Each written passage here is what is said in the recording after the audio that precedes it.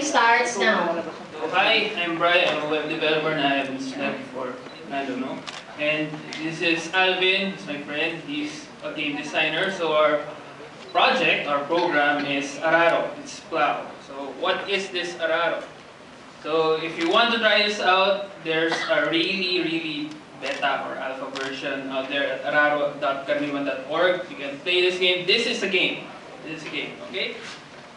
So what's Araro? This is what Araro would look like. Araro is a port. It's an upgrade of Rice Pro, which is a rice simulation program used here in IRRI. But that program was a bit old, so we decided to try and port it in a night. So this is what it looks like. But okay, for some people, when they hear a rice simulator, rice growing simulator, they think of Farmville. But to compare the two would be, well, let's just say that comparing Farmville with this would be wrong because this is much more educational and far more cruel than Farmville. So let's start. So start game. I didn't log in because I already have an account. So it's a simulation. It tries to simulate as much as possible, but not say overcomplicating things. So you have your money, you have your land. You can start with planting. You choose your seedling. So you have a list of seedlings. So you buy the seedling. There.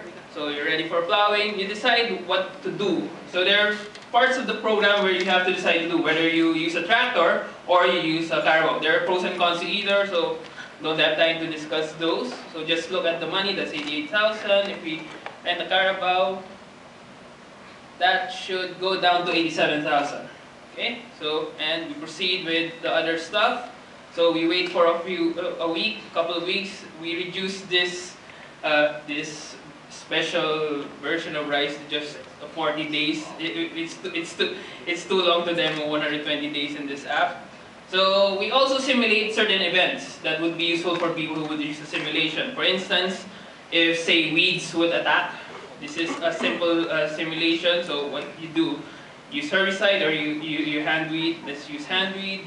So it had a considerable effect on your crops. So you couldn't see it because we didn't look at it, but the amount of expected yield had been considerably reduced. And so on. There's other stuff like, say, what do you call this? I think there's, yeah, like this, rats. You can decide to do nothing in certain cases because, for instance, there are insects, and you decide that those insects won't affect your crops because it's resistant. So yeah, you just ignore them.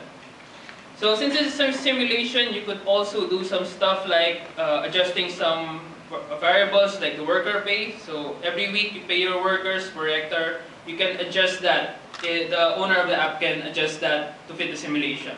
And so on. So it's basically just a simulation, but it's a very educational simulation. Okay.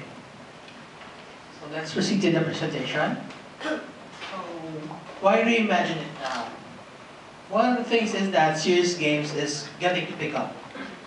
Serious games are not what you normally think, like Farmville is not a serious game. Farmville is a more casual game. Serious games are more simulation type games. These are educational games that are based on reality, that accept the principle of usability and feedback loops that are used in games.